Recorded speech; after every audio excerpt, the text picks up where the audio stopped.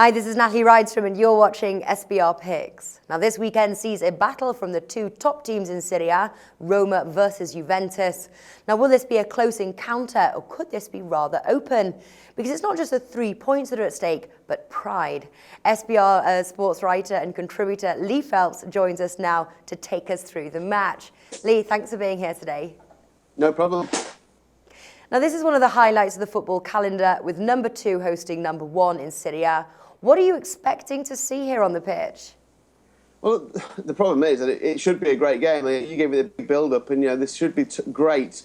But there's a 9-point gap between these two teams. So even if Roma win, they really have to count on Juventus still dropping another 7 points and then winning every single game between now and the end of the season. Not dissimilar to the Premier League, I guess, but an even harder task because Roma just draw far too many games in the division, so they can't possibly win Serie A. So really, what is it to play for? You mentioned pride. Well, Roma still need to keep hold of second place in the table as well. I can see Juve going there and being keen to put Roma in their place. Actually, great result for them in the Champions League in midweek, beating Borussia Dortmund 2-1. Yet to see whether that'll be enough going to Germany with Dortmund having an away goal, but.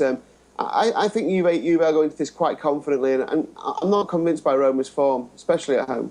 Well, the odds are really close, and I think that possibly could sort of suggest that this match could be close. Juve are favourites, priced 2.25 there.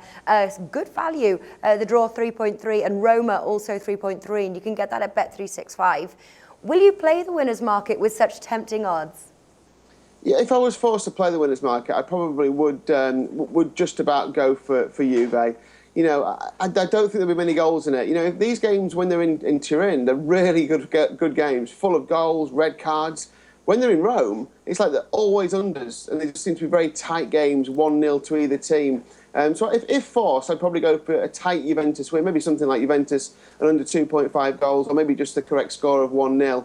I don't see it being that. I think Juventus will control the game. And as I said, Roma draw too many games. I don't think they're quite as adventurous as they should be, given that they're in second place. I think they've settled for second and want to consolidate that and get into the Champions League again. I'm not sure they'll push it. They haven't won a home game, by the way, for quite a while now. You have to go back to November the 30th for the last time they won a home game in 90 minutes. There was one cup match that they won after extra time. But that's not a great record for a team who are supposed to be challenging for the title. So Juve on the outrights, if I'm going for an outright pick. All right, if push, but are you going to avoid that bet, really?